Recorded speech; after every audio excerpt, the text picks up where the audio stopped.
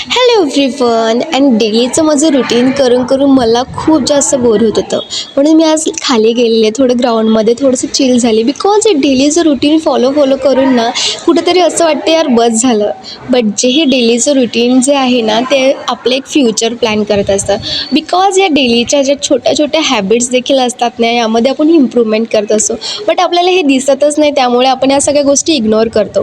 तुम्हीच बघा ना, आपण रोजच्या गोष्टी ज्या करतो कुठे ना कुठे आपल्या डेव्हलप होत असतात, त्यामधून इम्प्रूव्हमेंट होत असते. बट जे आपल्याला लवकर चेंजेबल नाही होत, बट एक दिवस ते आपल्याला चेंज दिसून येतं.